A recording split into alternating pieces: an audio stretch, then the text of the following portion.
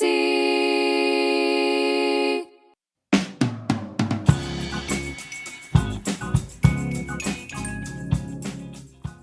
to The Feeding Frenzy. We're your go-to podcast for all things breastfeeding and beyond. Whether you're nursing, pumping, bottle feeding, or just trying to survive nap time, you are in the right place. We dish up expert advice, real-life stories, and a healthy dose of humor to support you through the wild, wonderful world of feeding and parenting. So grab your favorite snack, or finally reheat that coffee, and let's dive in. Welcome back to The Feeding Frenzy. I'm Colette Acker, and we have Louisa Brandenberger with us as usual, and we're being joined by Sophie Vaughn, another one of our lactation consultants here at the BRC. Welcome, girls. Yeah, I wanted to talk about the first week, what to expect the first week. And I thought I'd grab a few of us because everybody has different experiences with birth and all that stuff. And I wanted to make sure that we had a viewpoint of someone who may have had a different experience, how they were feeling and what they could and couldn't do as easily as they had hoped, depending on their situation. Sound like a plan? Yep. Perfect. So collectively, we have 9 children. Right. We've all sounds worked. like a lot. It sounds I had like to do the math. I'm like, wait a minute. Yeah. Yes. And we've all worked in a hospital setting.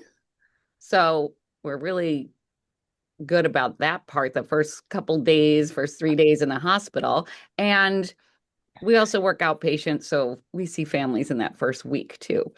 But first, I want you guys to tell me a little bit about your birth experiences. Louisa, kind of briefly, each one. Briefly. Hospitals, Yeah. early, Birth- late, whatever. Yep. Birthed all my children in the hospital. My first, on the morning of my due date, I worked Friday. This was a Monday morning, 4 a.m. Water broke. Went into the hospital and nothing happened. They eventually did induce me. So my water broke at 4. I delivered him 3 something. So it was maybe 12 hours or so. He did spend the first about 24 hours in the NICU for some breathing issues. Pushed for 3 hours, which at that point I didn't know was a long time. I just remember being done and being like, I'm really thirsty. They're like, we're going to take your baby to the NICU. I'm like, cool. Can I have something to drink? I'm really thirsty. Like he's going to be 28 years old in a little over a month. And like, this was the days of like ice chips only. So I was like, like my mouth was really dry. My daughter Victoria, who was about to be 26, I had low amniotic fluid from about December to February. They kept checking me. It's really fun. Twice a week, 2 non-stress tests and an ultrasound from December through February with a 2-year-old. Back in the day when Johnny was like handed lollipops for 2 hours. We went to these appointments, which you can't do anymore, apparently. Your little ones can't come with you. Totally induced with her. They said my fluid was low. They totally induced me, gave me, I think, Cytotec at night, went back to the hospital in the morning, full induction. And don't worry, when they broke my water, they're like, oh, your fluid's fine. I'm like, cool. Fairly quick delivery with her. She stayed with me the whole time. Megan came 3 weeks early. My third, she's about to be 23. Right? 24, excuse me. My water broke with her, or my water did not break with her. I went into labor naturally with her about 6 hours after my stepfather passed away, which they think could have possibly kind of gotten things moving and grooving. That was really fun. My brother-in-law drove me to the hospital because we were at my mom's. And he came in with me and they're like, we're going to check you. And I'm like, that's not my husband. Like my husband was home with the kids, So my brother, I'm like, listen, I love Ed, but I was like, he's not staying for that. Labored overnight and then had her mid-afternoon. She was really tough. At that point, when I was pregnant with Megan, I became a breastfeeding counselor. And so Megan was born on like a Tuesday. By Thursday, Friday, I was on the phone with Colette and any lactation consultant I could find and like, oh my God, I'm feeding her formula. 37-weeker, classic crappy breastfeeder. Really struggled with her at first. And then Matthew came 4 weeks early. He's 21. He totally came 4 weeks early. No one believed me. I was in labor, went into the hospital 2, 3 times, and they're like, "You're not in labor." I'm like, "Yes, I am." Everyone left me. John went to work. My two older kids went camping with my sister. And I had Megan, my 2-year-old. And my one sister came to hang out with me because I just felt so horrible. And I can tell you, I was walking through my living room and heard a pop and my water broke. Never had another contraction.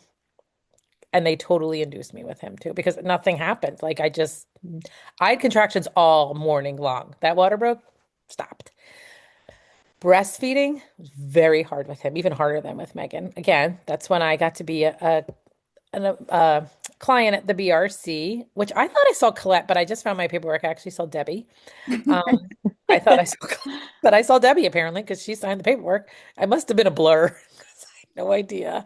And I often bring up that story with clients who are, the thought of nursing, pumping, and supplementing is so overwhelming. And I'm like, listen, it was July. I had a 2-year-old, a 4-year-old, and a 6-year-old. And I nurse pumped and supplemented. Now, I understand it was my fourth baby. I had a really good supply. Did I pump every time? No.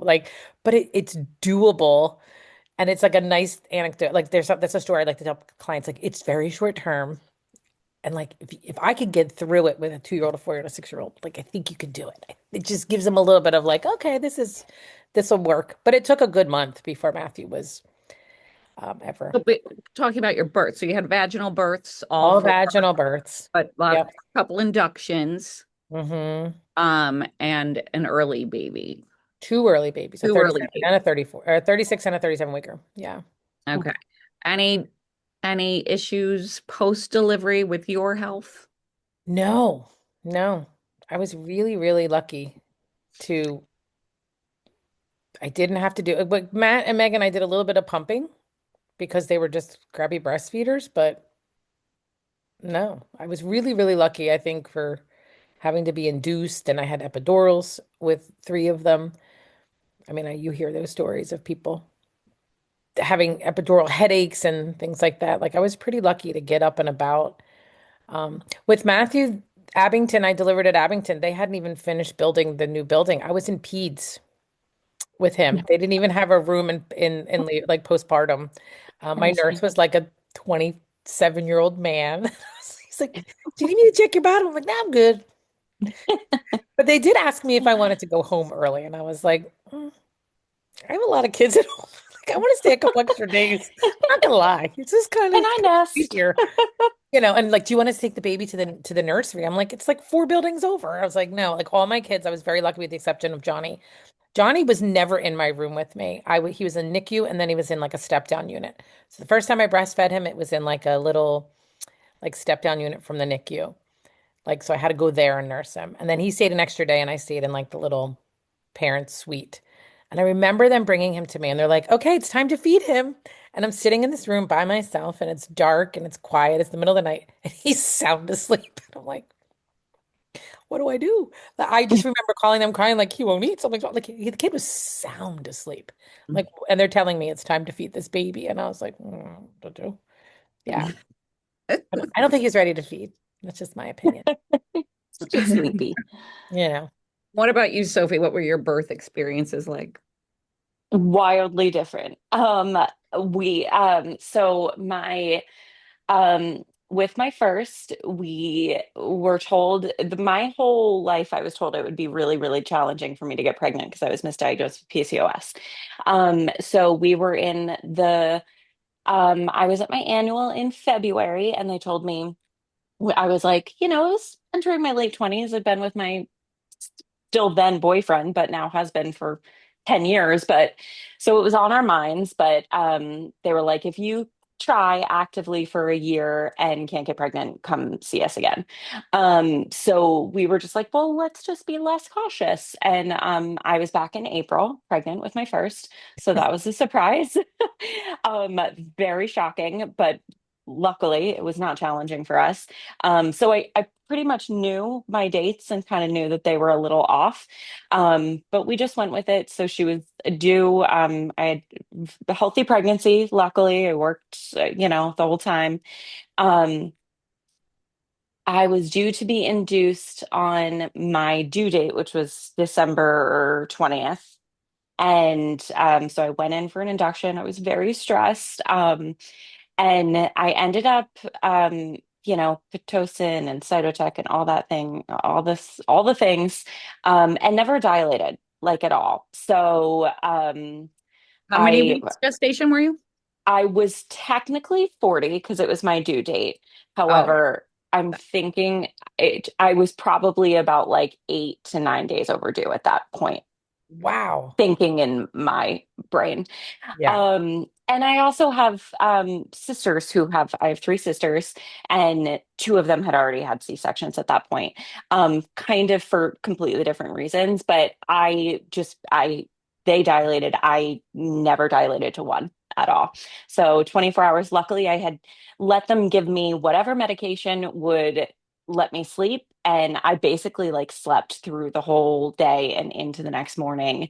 I got an epidural at some point, which is terrifying the first time, but much easier than I thought it was going to be. I felt very comfortable, but I let them let me sleep. So my husband was up all night, of course, watching me like kind of probably moan in pain, but I was fine. So the next day I went in at 7 p.m. The next day at 5 p.m., my doctor checked me and was like, so you're still at like a hard 0. Like there's no movement here at all. And he was like, we can let you continue to labor, or you can have a C-section. And I was like, get this baby out. Was so uncomfortable towards the end of my pregnancy. So I was like, hey, let's be done here. So I went in for a C-section with her, but very easy, like really uncomplicated. It was technically an emergency C-section, but I was fine. I was very comfortable. My recovery was really easy, like physically. Um, it's never great to have a huge open wound, but it was fine. I was up and moving and fine.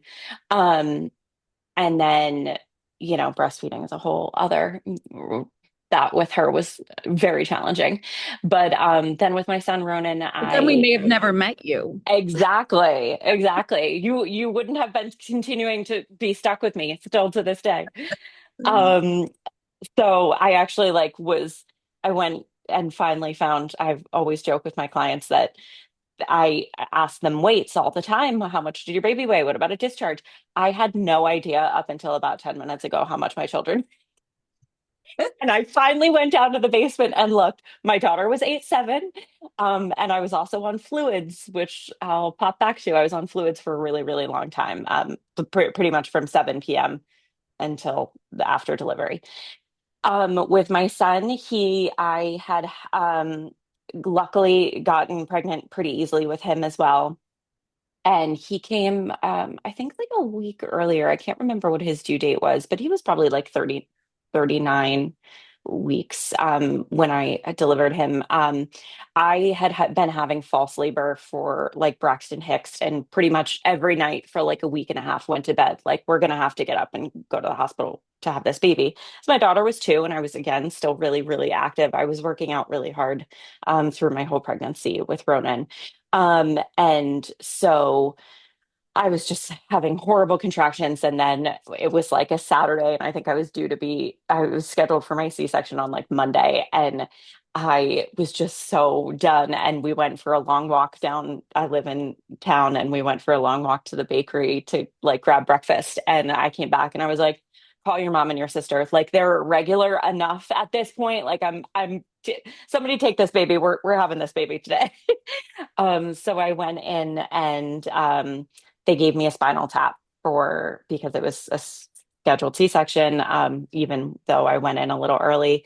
And that was terrible. I had referred pain I when I was on the table, and so I could start to feel everything, and my blood pressure plummeted, and they had to give me morphine, and it was like really scary when I had him. And then the spinal tap, I had a spinal headache, and after he was delivered, and he was 7'11", he was a little smaller, but we found out through the pregnancy with him that he had bilateral renal agenesis. So he was born with 2 ureters to kidneys, but only 1 kidney. So we knew he was going to be a little smaller too, because it can affect your growth, like in utero and as a human living on the outside. So he was a little smaller. But my recovery was really bad. So I ended up basically vomiting all night. Um, so I like did kind of no hands-on care with him. Like they brought me to feed him and I fed him and I was like, I couldn't even stand up. I couldn't do anything until like well into the next day. Um, so that was hard. And then my entire recovery, even once I was home, I had to call and like with my daughter, I like barely needed pain meds after the first few days. With my son, it was like much more challenging, which is weird because they always tell you your second's a little easier. And that was not my experience. But I eventually recovered. I was like, I did all the things. I was working out, I was active, and this sucks. But eventually, after about like a week or two, I was feeling pretty much back to like where I expected to be originally. Yeah, that's a lot. Yeah, it was fun. But that's good. That's why I wanted you here. I wanted that first 24 hours of you like, can't do anything. Can't Sure. move. Feed the baby, give the baby back. I had three babies and I labor pretty quickly. So the first one, I had a midwife in a hospital setting, and it was I always giggle when I hear people say, like you said, Sophie, I was in labor, so I went and took a long walk. The minute mine start, they're crippling. I'm on my hands and knees going, oh, I've never had the labor where you can walk around. It starts and it hits hard. So it was a total of 6 hours, and it was so overwhelming to me. I have an older sister who um turned me on to unmedicated births and breastfeeding and all of this stuff. And I looked up to her and I wanted her to think I was cool too. And so I wanted to do what she did. But once I delivered him, they handed him to me and to put on my chest, and I was like, oh, I need to regroup. So I feel horrible till this day that I did like a no, but it was fine. I think that's something people don't talk about enough too, is like you don't always get that warm, perfect, oh, there's my sweet baby. Sometimes you're like, this thing looks like a potato. And I'm really thirsty. Can you get me a drink? Yeah. I know my baby's in the NICU, but I need. And then Chloe, we moved, and so I was in a hospital with a group of OBs. There weren't any midwives that I could find in the area, and it just seemed like it became very medicalized. So I was on bed rest, on medication for early labor. I was induced, and then they take me off the medication to stop my, early labor, and I don't labor. So then I had to be induced, and then I had, you know, 8 people standing over me going, "How are you feeling? Your blood pressure dropped." And I'm like, "What is happening?" And I was so scared. And with the induction, it was so much harder. The labor was so much harder that grabbed my husband around the neck and like tell them to give me a fucking epidural now, you know. And he was like, "Well, because I'm usually pretty nice." I was really angry. So I ended up having an epidural. And what bothered me about that is like I was like Rod always helped me. And it was only my second child, but he was up here. We were doing it together, and he's like down there chit-chatting with the doctor because Yeah. I don't feel a damn thing. So who cares? And I'm like, why are you having so much fun? Um, and then Chloe was born, and she was fine. And then my third, I didn't like that delivery. I wasn't happy about it. I wasn't happy about the care afterwards. So I went to a birth center with my third, and Chloe's labor, that was 5 hours long, and so Nick's was 6, Chloe was 5, and Elena's was 3. And I got to sit in a hot tub while the couple hours that I was there laboring, which was lovely. And So that was a really nice memories of Yeah. birth. Good thing you didn't have another. Yeah. Right. Yeah, just 20 minutes. definitely be at home. Yeah. Yeah. Yeah. Or in the car. Well, I did have a lot of damage after that one. I shot her out like a bullet, and I needed some reconstructive surgery. Oh, So they thought that maybe I shouldn't have another baby and Yeah. mess with all put that hard work that they did.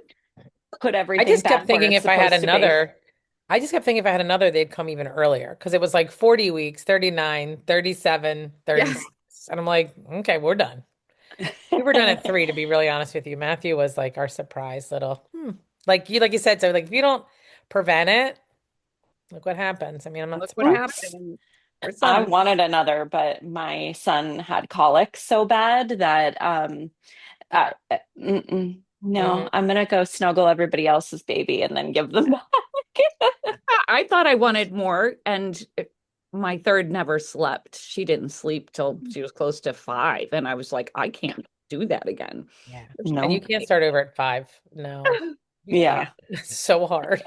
It's like I once they were both out of diapers, I couldn't go back. Like I was like, I don't know. I was pretty open to the idea until like yeah, I think probably like like a year or two ago, and then I was like my son, who's gonna be 7, was probably like 5, and I was like, yeah, no, Mhm. I think we're good. We got a boy, we got a girl. They're happy and healthy. The second one was already missing an organ. Goodness, if I had a third, they might miss 2. I know, right? Right. These are the things that go through your head, right? That's an easy organ to miss. Let's not mess with something more Yeah. impactful. Yeah. So, did any of you get to do skin to skin after delivery? No, but I remember that's not true. I think with Tori I did. I remember with Johnny talking about it and them looking at me like I was crazy, like in the NICU. Because again, it was 28 years ago and he was like this 7-pound baby in the NICU. He was like this big fat baby in the NICU. He wasn't like overly sick. He just had a little bit like respiration issues. And I think I remember asking them about it and they're like, yeah, that's just for really sick babies. And like they just kind of blew me off. But again, and it's funny, my sister has a friend whose son was born like at 20, and he's older than Johnny. So he's like probably 30 now. He was like 27, 28 weeks. And that's where she learned it. And when I got pregnant, I remember saying to me, so you have to try this. It is the coolest thing ever.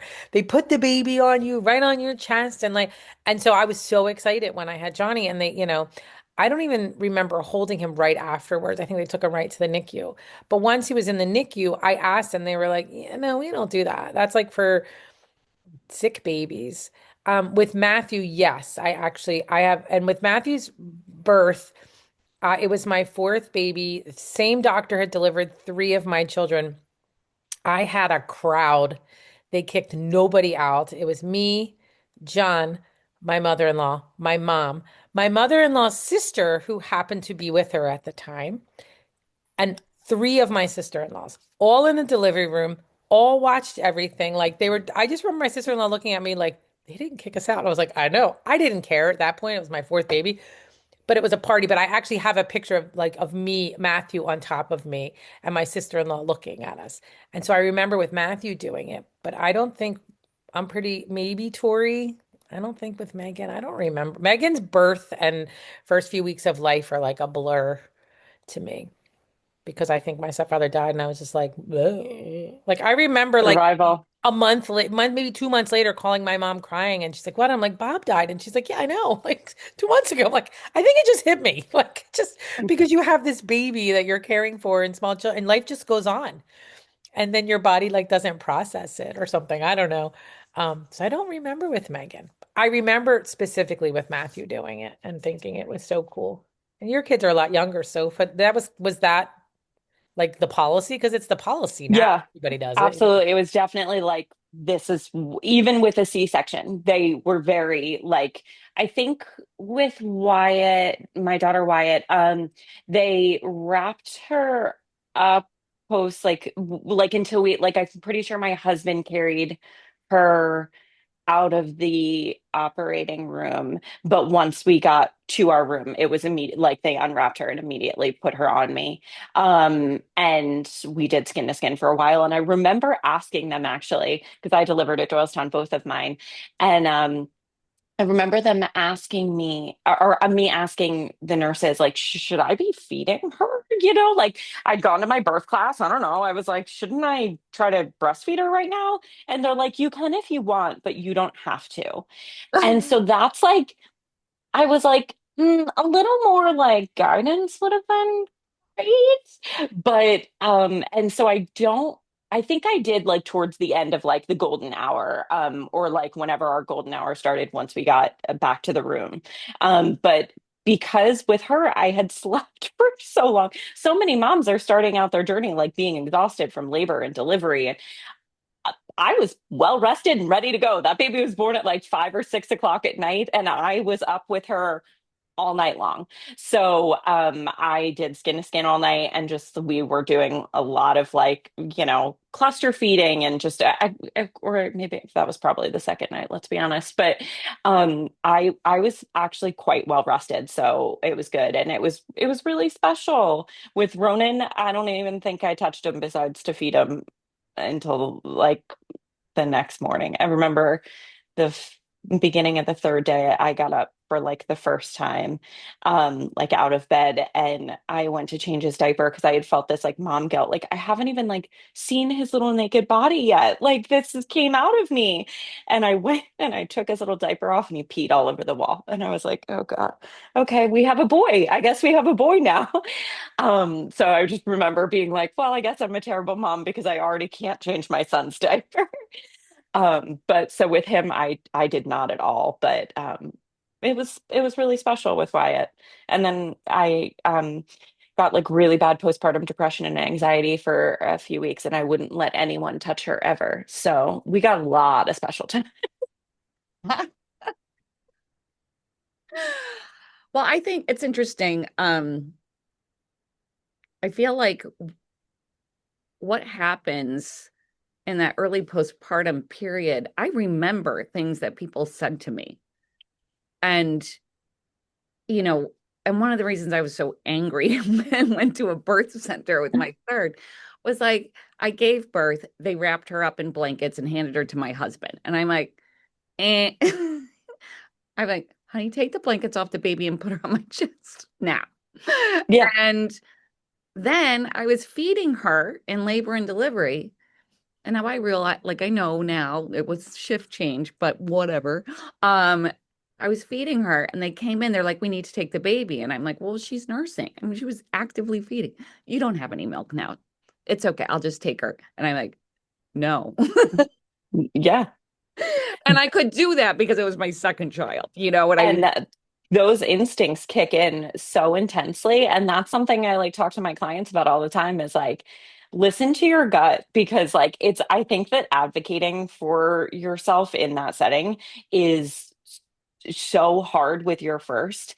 And then all like, I mean, I know I did, and I have lots of clients and friends who also like have the same, like their regrets from the way that their labor went or delivery was not speaking up for themselves when their gut knew something differently than what they were being told, and they just didn't say anything, and they're mad at themselves for not saying anything.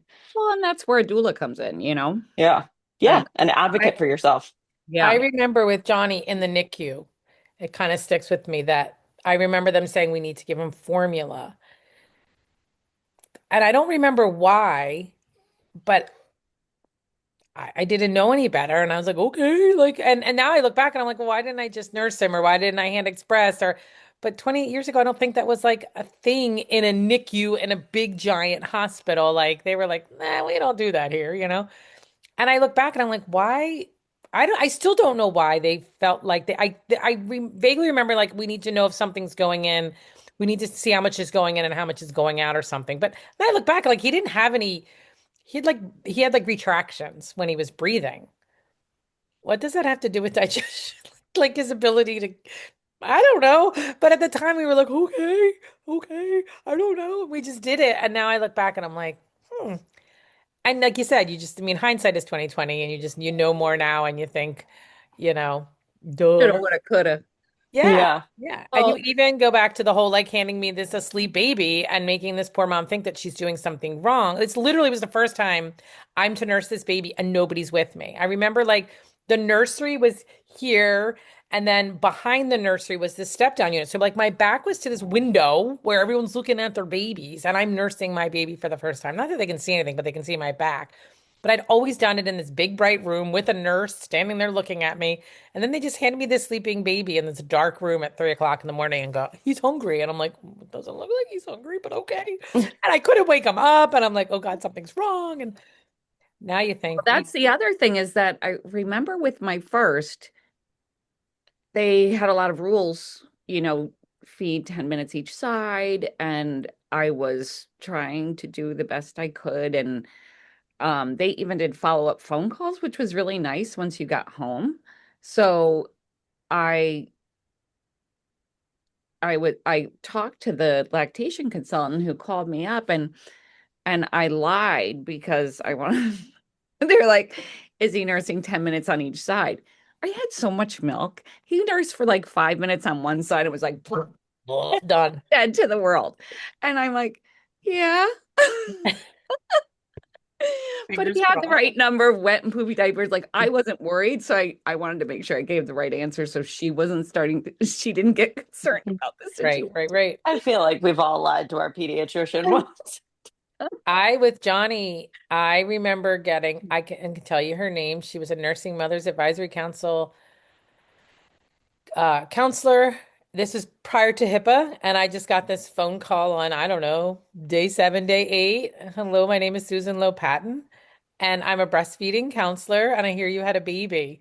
And she's like, how are things going? I'm like, it's not working. Like, I'm just like crying because my nipples hurt. And I'm like, and it was just, I mean, I single-handedly, this woman when I had this baby had just changed the trajectory of my life. Like truly, I hate to make it sound so like, woo, but like if she would have never called me and said to me, "Do you need help?" and I got help from her to, by the time I had my third, I had become a breastfeeding counselor for Nursing Mothers Advisory Council, just taught by Colette, by the way. And then I started working for Colette. And then Colette said, "Why don't you become a lactation consultant?" And it was just like this. And funny story is when I was working part-time at a friend owned bridal shop, I was becoming a lactation consultant. I was doing all the hours and all that. She came into the bridal shop looking for a bat mitzvah dress for her daughter. And I remember hearing her name and just being like, "Oh my God, I know you." And she's like looking at me like this crazy lady. I mean, at Had this you met her point, in person at all yet, or just no, over the phone? you always I never met like she didn't have I don't think little kids at that point. I mean, maybe she did. I don't know. She was never at like a nursing moms meeting. So I never met her. And I just remember like just like practically crying and saying, "I'm becoming a lactation consultant because you called me, how many years ago." It was just amazing how like that one and now that's one thing we talk about a lot is like people don't one that kind of went away with HIPAA that they could just tell anybody you had a baby. Um, it's just sad because that was such a huge thing for me. But the internet wasn't a thing then either. Maybe, I don't know, was it Or dial-up? Instagram and TikTok weren't a thing either. Right, right. And it's like what an amazing difference she made in my breastfeeding experience and crazily my life, my path in life. But we just don't have that anymore, which is so sad. Like Sophie, did you ever go to support groups at Doylestown too? They No. had no, they didn't have support groups. No, I didn't. I don't even think I knew that they like existed. But in my family, everyone had breastfed or combination fed up until my sister, who's just the next step up from me. She had a really hard time. But that was for like a whole different slew of reasons. But everyone in my family, my mom, everyone in my family had breastfed. So I knew I had support and I kind of just assumed like everybody can do it. Like it's Right. fine. Yeah. And I think because I ended up having a C-section, which I wanted to have a vaginal birth, I really held tight to breastfeeding, and my baby was not going to get formula. I went down maybe a little bit of a a dark space mentally with it because I got no real guidance from like, I didn't feel like I got a lot of guidance from the nurses in the hospital. And, lactation's not always there all the time. So by the time lactation came in with my daughter, I was just like, well, she's sleeping and, I'll pop her on and latch her when needed. But then, it wasn't really getting sore yet. But my daughter has a tongue tie. We didn't know that was a thing until later. And so I was just like, I'll feed her when she looks hungry and then I'll stop and it's just no big deal. And she was losing a lot of weight. She lost, I think, like until she started gaining, she lost like 12 or 14% of her birth weight, which, we want to see them above 10. Now I know probably a good amount of that was due to fluids because when she was born, she looked round, like she was puffy girl. And so was I. I think I lost like a good amount of water weight before even leaving the hospital. So now I can look back and say, but I had a lactation consultant come in who wasn't like the kindest of women. I wish I knew. God, I probably like have met her in a meeting now, if she's still even practicing. But I have no idea who it was at the time. I know it wasn't Janice. Yeah. Um, but she was like kind of rough with me. And my father-in-law was due to come in. She was like, we have to start hand expressing colostrum. Like this baby needs some food. And I was just like, my father-in-law's coming in. Like, I'm not, like, no. And she's like, well, do you want to supplement with formula? And I was like, no. And she was like, well, then you better make this visit quick. And she was like kind of short with me, but in a way where like I probably needed it. And I Yeah, remember this is the I don't want to hand express or pump, but I don't want to give formula. Right, So right, we're not exactly feeding like, the baby right now. yeah. And like I kind of, but the nurses were so chill about it that I was just like, okay. Okay, well, like if the baby will tell me when she's hungry, right? No, not always. So, and I probably really needed that.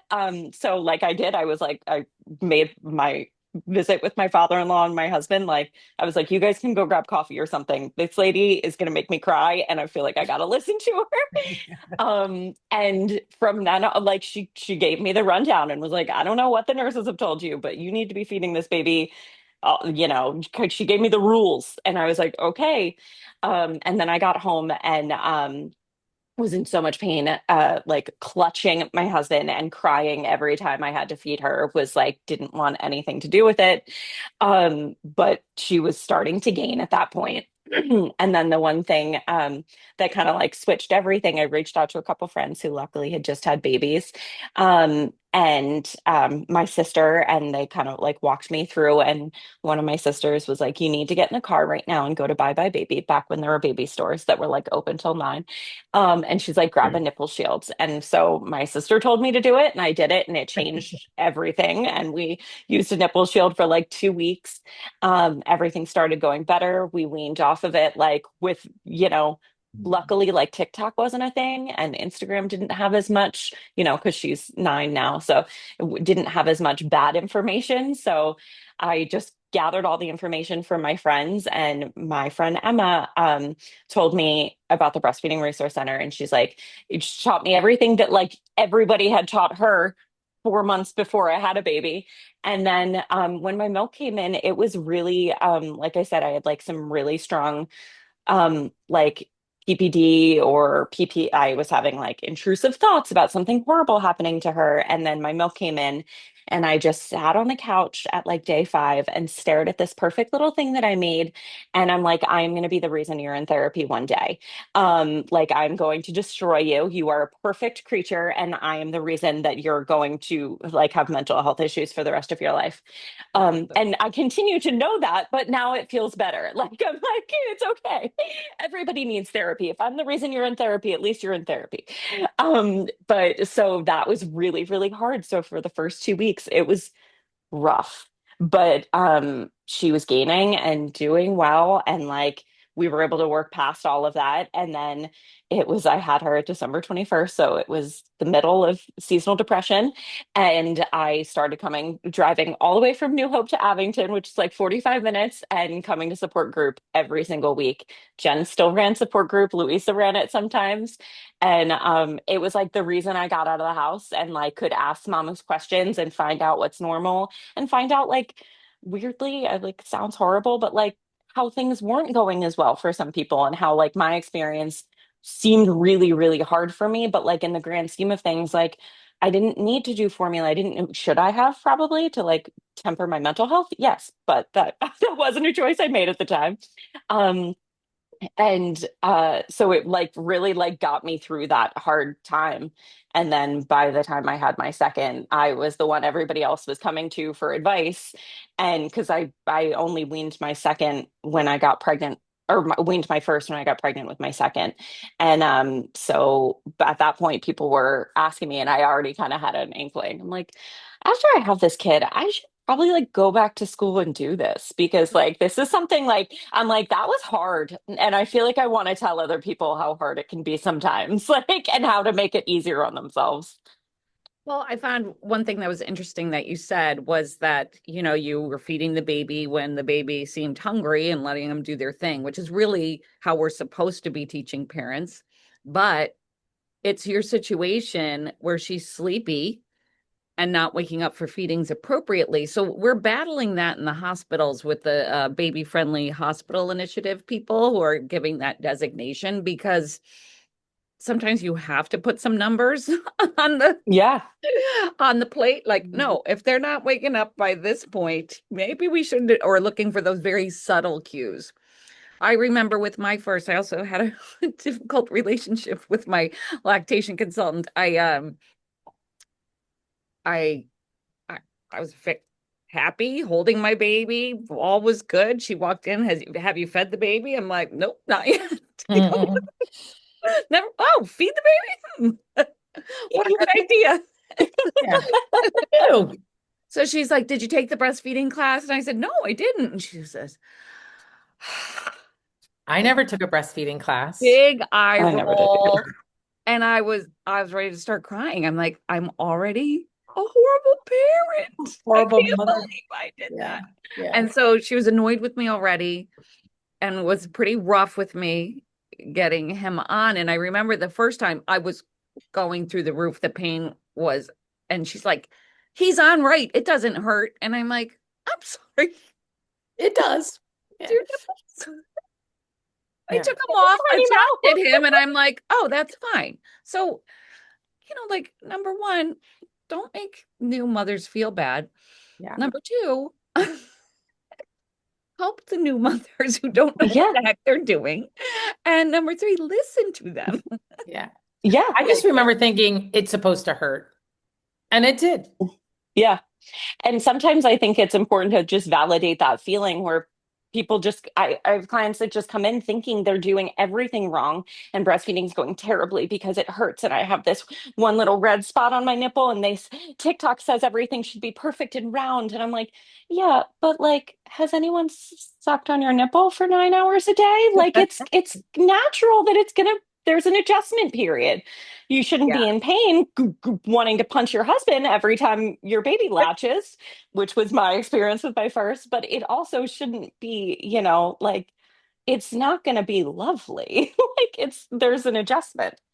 Yeah, I think knowing that initial latch on pain is normal, but beyond that, that something's up with the latch. It gets better. Yeah. Like it's supposed to be painful. And that's like when I had my son and like our whole experience was so much different. Like I was like, oh, oh, I see what Oh. they're saying now. Because yeah, it's like, they latch and you're like, Oh. and then you're like, oh, okay, it's fine. It's like it's still curling. Right. It's still curling for a moment. And then you're like, oh, okay. But I truly thought I don't know why I didn't take a breastfeeding class. Like I knew, see, Sophie, I'm different. None of my cousins breastfed. None, like my sister-in-law breastfed. And Yeah. that's I was like, oh, maybe I'm breastfeed. And John, listened to something on NPR about how good breastfeeding is for mom and baby. And he's like, you should try that. I was like, okay, like, like, but I took, 8 birthing classes. I was just Um, gonna say, we prep so truly. much for this thing Yeah. that's 24 hours. The And thing we when do for you, a year after that, no yeah, classes. yeah. And It's I fine. thought, It'll come what? naturally. Yummy. Yeah, I know they had breastfeeding classes, but I Mhm. never thought to take one. Now, No. I did read The Womanly Art of Breastfeeding, and I don't know if I read that after I had the baby or because I knew I had it. But yeah, I just think and now, like Colette was saying, I don't even think they have, like, do they Holy Redeemer, they don't even have a breastfeeding class anymore, do No, I they? just looked it up because I used to teach it every month. And then when the pandemic hit, they recorded me teaching it. And I just thought about that. I'm like, listen, if they have something up there that I said 7 years ago, or however long Yeah. it is, Yeah. let's pull that stuff down. And so I searched and they're not offering it at all. Yeah. And so I think because of and look at our prenatal classes. How many people come to the prenatal class? It's just like, I just think everyone's just relying on the TikTok and I Yeah, don't know. for There definitely are some out there because there are durable medical equipment companies and not DMEs. There's companies that are offering them. yeah. And unbeknownst to these families, it's using their lactation services. So if you go to a prenatal class, it's counting as a visit.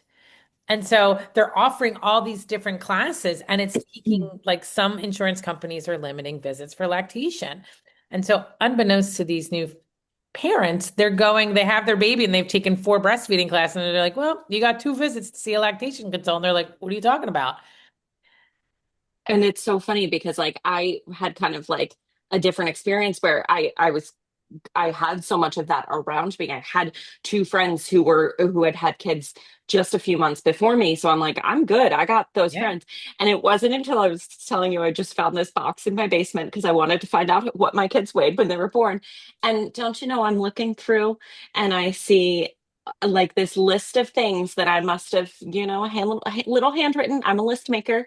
And one of them was like where to get my breast pump.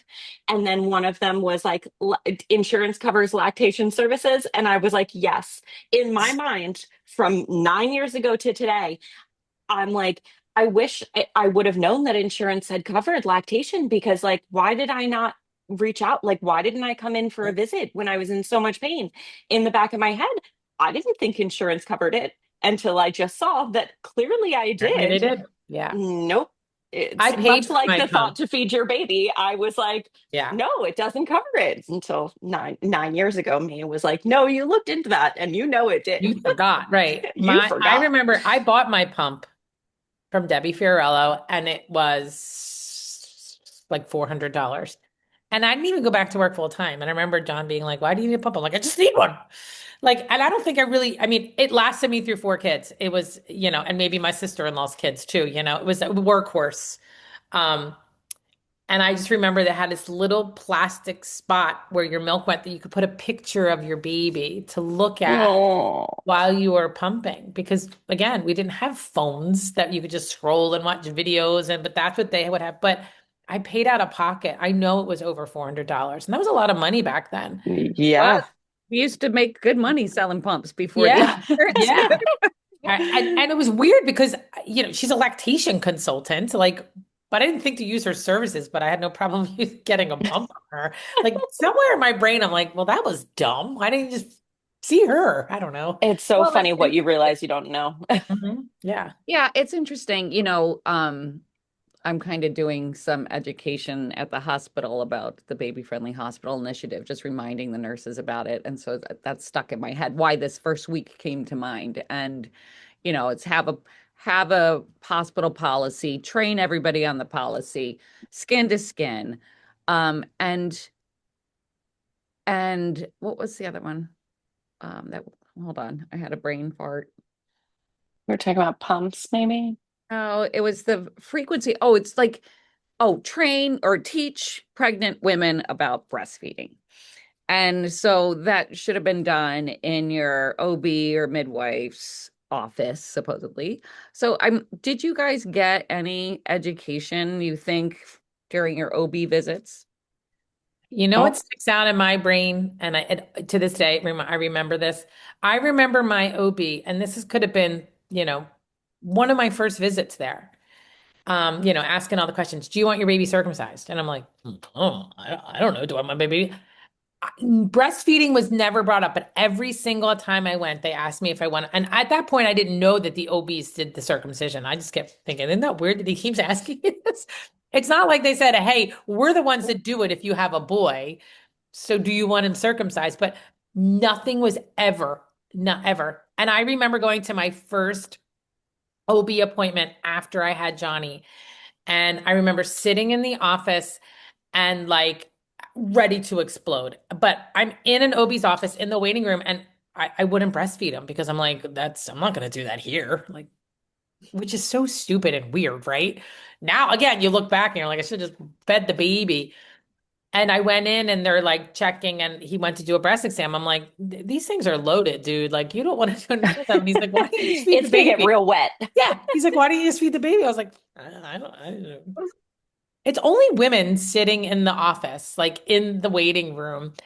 But It should be the most comfortable place to do it, yeah, and that's where, and I think Colette, we can all say it when we all started this journey of wanting to be these, advocates of breastfeeding, like we all go back to the OBs. It's got to go back to the OBs, but it's so hard to get, like, they have posters hanging up. That's what they have. But I don't think they're asking, I don't think they're asking. Well, Abington is baby friendly. So my OB, when they were part of the hospital system, they had them in there. But like, it just, why? I don't understand. What, they had posters about breastfeeding. That's not baby friendly. But I'm just saying that's their education. I'm saying that's their version of bringing it up is what I'm saying. Like, maybe that's their attempt at that. But I was never a patient, an OB patient during baby friendly. But I've asked my OB, I'm like, I don't understand why this isn't brought up. Because we've all said it. When a person now has the baby and they're 3, 4 days, 5 days into it and they're struggling, that's not the time to start educating them on breastfeeding because their baby's losing weight, they're exhausted, they're tired, and just the food formula is offered, and then it's just this slippery slope for a lot of people. Yeah. Well, I remember with baby friendly, the OB offices cannot be giving out samples and things like that, which is what used to happen. I remember it was my second, so I knew a lot more. And it was the nurse before the physician came in, and she was like, oh, and here's your new mother packet, and it's got formula in there. And I said, no, thanks, I don't want it. Oh, you're going to need it. And I'm like, no, thanks, I don't want it. And she's like, you're going to regret this. And I was like, back off. Yeah. No. Yeah. What are you just pushy. And so I'm at least I don't think we have that going on anymore. Yeah. So even though they're very slow changes, I think more has to be done to inform pregnant women. Yeah. I mean, we went from using a textbook to teach community counselors to using a breastfeeding 101 book. And they're all surprised at all the information in it. So, when you go to get information just on this one little bit that you need, you're missing out on a whole bunch of other stuff. So I think the prenatal education is so important now. So important. And you learn I always go back to, because we were talking about pumps, I always go back to, even 10 years ago, I got my Medela pump. And when my milk came in and I was feeling like I was going to explode, I was like, well, I'm just going to pump for a little bit. And, got a good amount of milk because my milk had just came in and it was just flowing. And then a couple of days later, I was like, I think I should pump again because I had no guidance. I didn't know. I was like, sure, let's take some more milk. I don't know. Because you had a pump. That's why you pumped. Because I had a pump and it was like this big fancy thing. I thought maybe I should use it. And funny story, my baby never took a bottle. So what did I think I was pumping for? I downright refused. So the next time I pumped, probably like day 10 or something, I barely got anything. And I was like, oh my God, is this what they were telling me? Is like my baby's dropping weight? Or is it the fact that I'm using a 24 millimeter flange and of course I'm not going to get any milk and of course it hurts. Like that is not when I went to me and Elena did the pumping and bottle Yeah. feeding workshop and Yeah. I'm like, oh, okay, I'm a 12. So Yeah. maybe that was like maybe I was using something that was literally 12 millimeters too big for me. Yeah. So Yeah. it's like, when moms are like, well, I pump and I barely pump anything. The baby's gaining weight, but I'm barely pumping. My number one thoughts are, what size is your flange? And let me see your nipple. And is TikTok telling you you're not pumping a lot? Or are you really not pumping? What do you Because consider a lot? exactly, I like, only got 4 ounces. Like, I'm like, four? Your baby's 2 weeks old. That's so much milk. It's And you like just fed them, everybody's, right? And you yeah. just fed them, And and then you got 4 ounces. Yeah. yep. It's just like the lack of guidance of just finding out like a little bit of what's normal. I mean, I still, not too long ago, I just got rid of all the bottles that I had for both my kids, which again, so funny since they never actually were used. Also, why are there so many 8 ounce bottles in there? Like, mm, Mhm.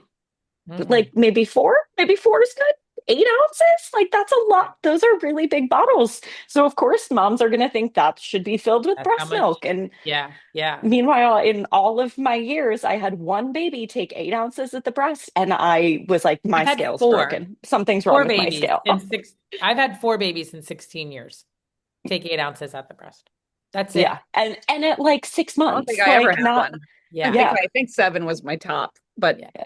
I always remember years ago, we at the BRC, we got a call from a hospital and they said, we have this patient. She was just admitted for bilateral mastitis.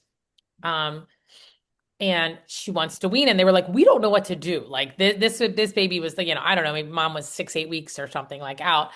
And she just wants to stop. Like and they didn't know what to do. And they're like, we just kind of need some guidance. And she's like, this baby is just like throwing up all over the place. And the mom is bilateral mastitis and it's horrible. And we started asking all these questions. And this parent was pumping every 2 to 3 hours, expressing 6 to 8 ounces, feeding that 6 to 8 ounces to their 6 week old baby. And we wonder why is this baby vomiting all over the place? And why is this mom have, bilateral mastitis? And I was like, well, there's the I problem. have some ideas. Right, let's figure this out a little bit before we just go, oh, we should wean her. I said so she's pumping 8 ounces 6, 8 times a day. No wonder she has mastitis. And no wonder her baby's about to explode. She's well, and those eating poor triplets. parents, because they're so full, they're like, well, Yeah. better pump again because this is too painful. They Right. keep doing And it. when you express that milk, you think, oh, well, that's what my baby would be eating, right? I mean, that's a reasonable assumption to make. I mean, we know better, Yeah. but you think, oh, if that's what I'm pumping, this is what my baby should be getting. And then we're handing parents 8 ounce bottles.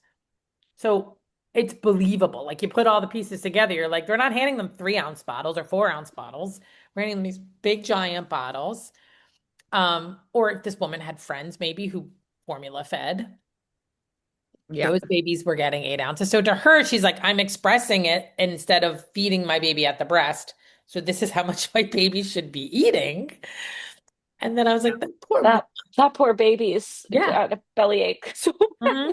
I wonder why it's vomiting. I'm like, well, Well, and I think that as supply increases, every person has such a different experience. You can't tell people what their labor is going to be like. You can't tell people what their breastfeeding experience is going to be like. You can't tell them what their breasts are going to feel like on day 3, 4, 5 as supply increases. And I do remember I had two fabulous nurses when I gave birth to Nick. The one when I delivered, she stayed past the time she was ready to go home to stay with me, which I thought was adorable. And then the other, and it was the 4th of July. I think they were not a lot of people there, not a lot of scheduled C-sections or inductions. And then the other woman, you stayed in the hospital for 3 days with a vaginal delivery back then. So my breasts, like were exploding. And she was up all night with me. Thankfully, my bed was next to the sink, but bring Oh, warm with compresses to try to oh, calm my breast down. Now that I think about it, I was like, I could have used some ice instead of some, some cool instead of some warm, maybe. but she was really trying. They were hard as rock. So I thought everybody experienced that. Yeah. Whatever, oh, that's what I did. So And I everybody think happens to everyone's everybody. right. Everyone's waiting for that. And especially prenatal, when I talk to parents, you'll say to them, like, listen, just that doesn't have, I would say it's like you don't get the Dolly Parton boobs up to your chin, which some people do. I said it's not everybody. And it doesn't mean you don't have a lot of milk, you don't have enough milk. It's just everyone's experience is different because you do have these parents that come in, they're like, they just feel heavier. They don't feel like rocks. And then you have moms who are like, four of us are massaging her, trying Yeah. to get her. Remember that poor mother? I just remember we all Yes. came in like at one point during her consult trying to just like, we had ice packs on her and she just was so, well, Sophie, we had that one mom who I saw and then she was readmitted and you wound up seeing her in the hospital. That's what I was just Yeah. going to bring up. Yeah. Remember This her? Oh, mom, she's awful. Poor mom. they thought she was having a heart attack because she was complaining of chest pain because her pain was like so deep that they just didn't know what to do, and it was just like, And oh, I'd seen her the day before, and we'd given her all the breast gymnastics, the ice and the hand expression and massage, and like none of it was working. And well, she was petrified. yeah, and I think that it's not like in my when I do prenatal intakes, the one thing I like to tell moms is like it's not just milk. Like it's also lymphatic fluid. Your body's doing this like brand new trick. So like gently doing like lymphatic drainage back is like really helpful. And people are like, well, that makes so much sense. It's like it's not just like get it out, which like can cause edema and it can be like it can lead to a lot of other complications. So I think once you tell moms like how to kind of mitigate that a little bit, and it usually, I mean, like in my experience, it's usually worse with your first. I don't even remember my first. I look back at my milk coming in as such a like traumatic experience, like both physically, emotionally, mentally, like showering. I showered with like a, a kitchen towel like over my chest because I was like, if water touches my nipples, I'm gonna fight somebody. Like, and then with my second, I think I I don't even remember my milk coming in. I think my like realization that my milk was actually in was because I was like burping him on my lap, like with his chin on in my fingers, and he just like spit. He would like what? Just like milk everywhere. And I was like, oh, I guess my milk's in because it was just like obviously like light yellow, like transitional milk and like a lot of it.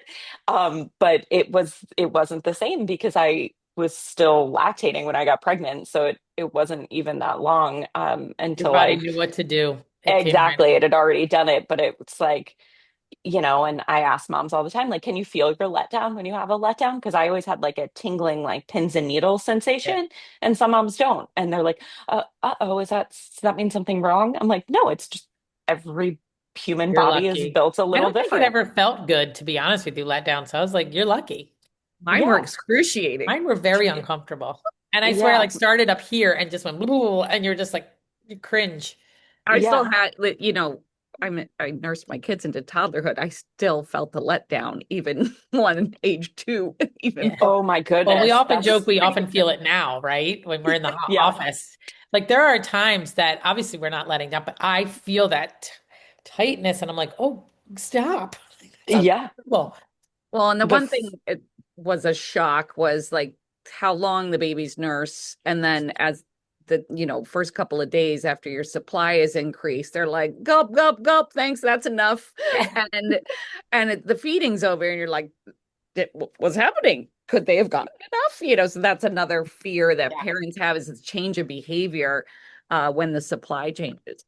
Yeah, But it's like I that week. And then I always say it happens again at like 3 months, 3 months, when all of a sudden babies are getting so efficient. They're like, I'm a pro at this.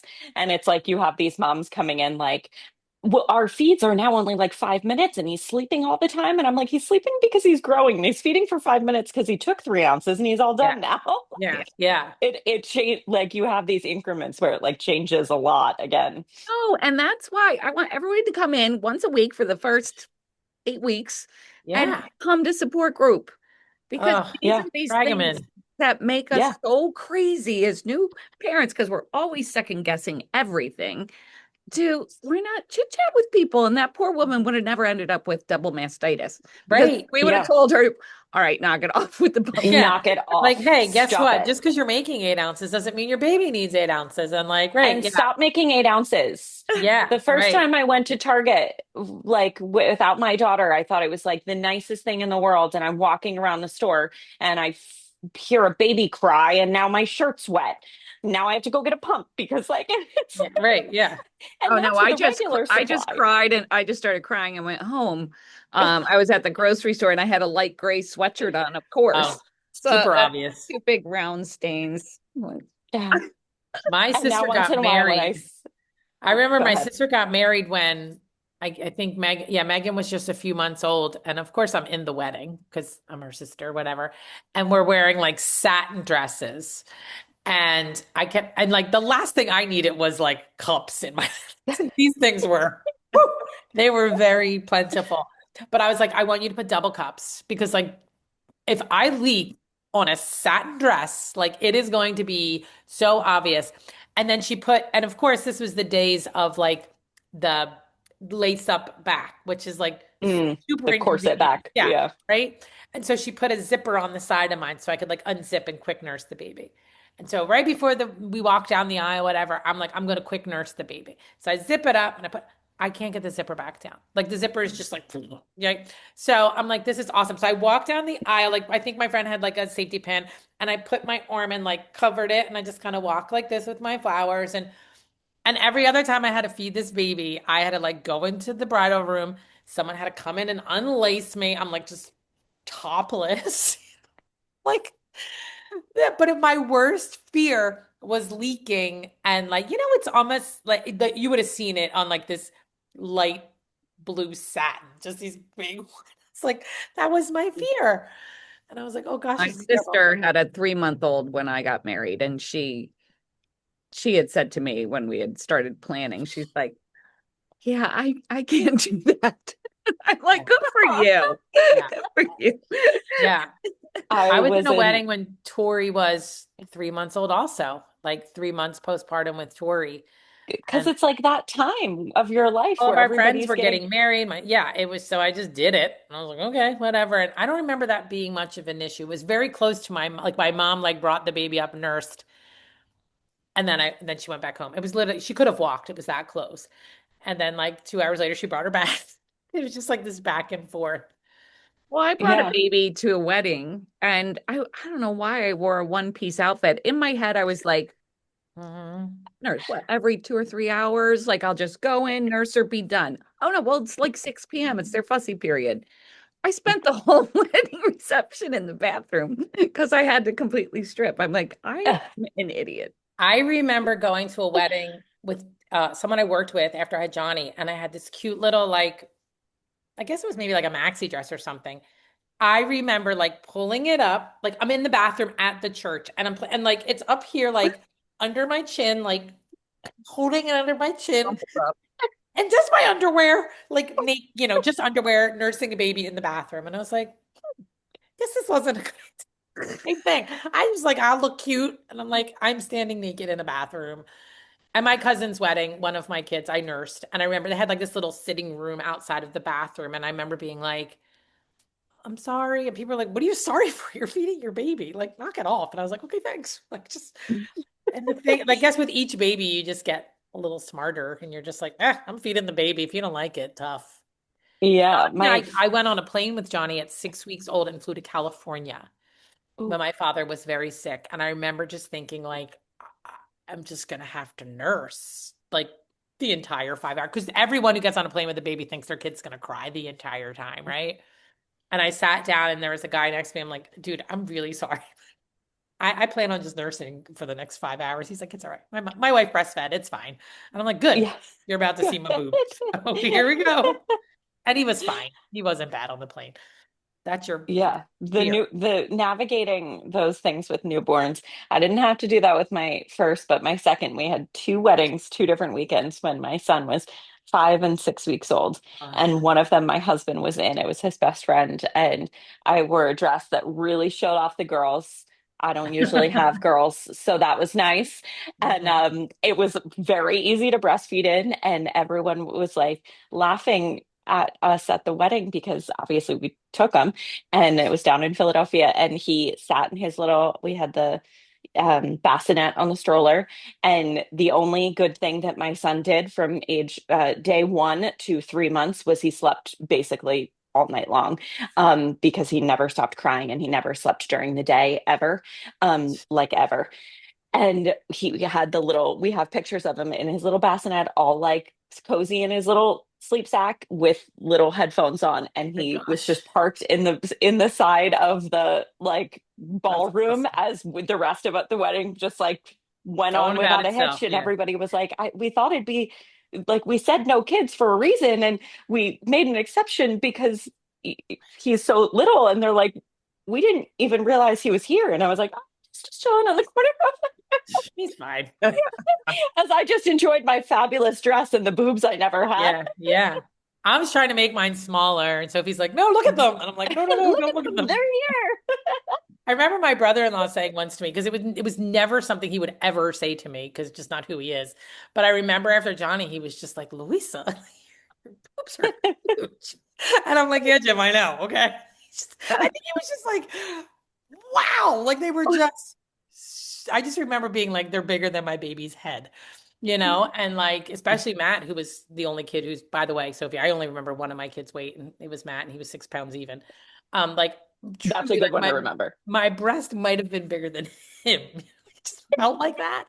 But I remember like, wow, they must really be big if Jim went out of his way to be like, I think he was just like so amazed He just at had how to big say they were. something. Yeah. He's like, hey, they're huge. I'm like, yeah, I know, okay. It was funny at the time.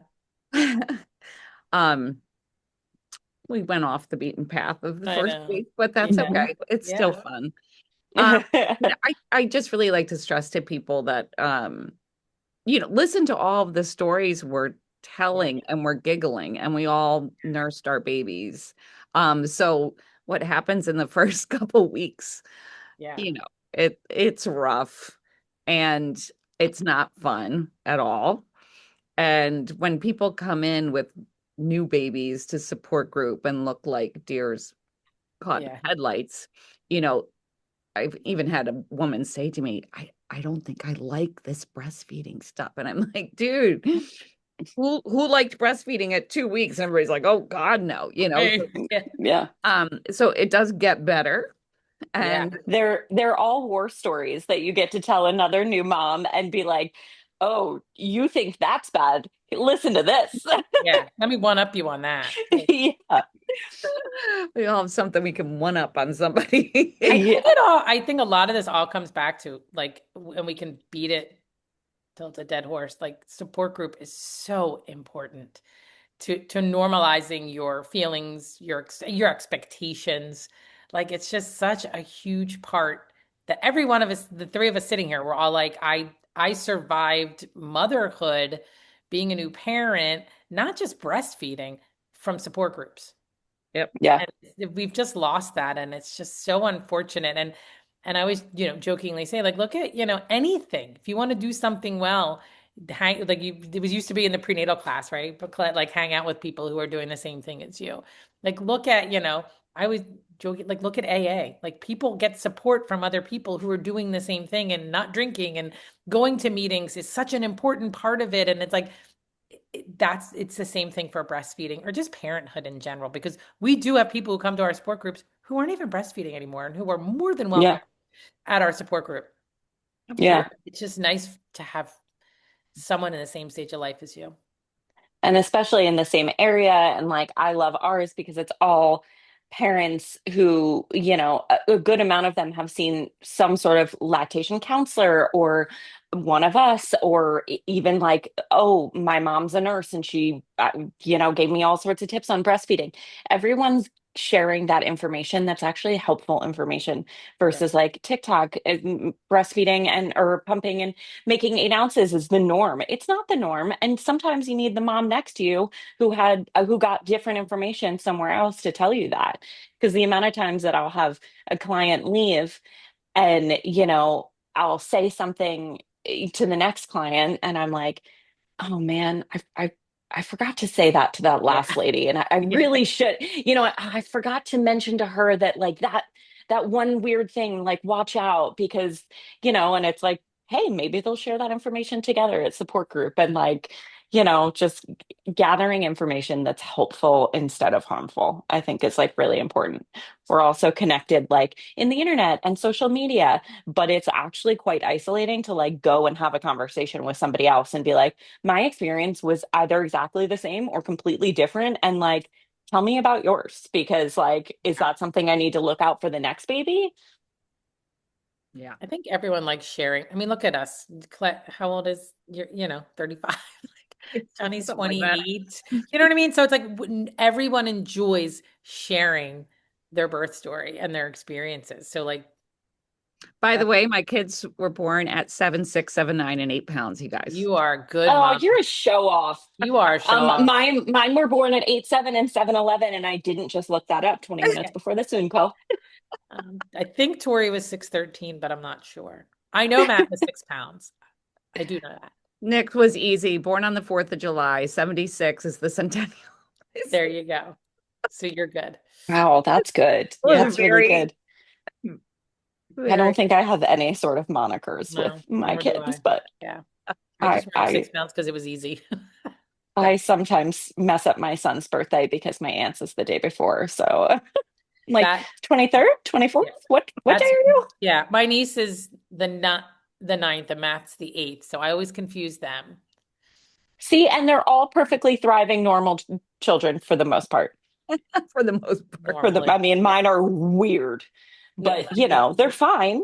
You're fine. So key pieces of advice is educate yourself prenatally, Yeah. ask for help if you need it in the hospital setting, and see a lactation consultant and go to support group. Yeah. Yep. Talk to others. Talk to others. Absolutely. Well, thanks for joining me, you guys. As always, this is fun. For Sophie Vaughn, Louisa Brandenberger, I'm Colette Acker, and this is The Feeding Frenzy. The Feeding Frenzy's been brought to you by the Breastfeeding Resource Center.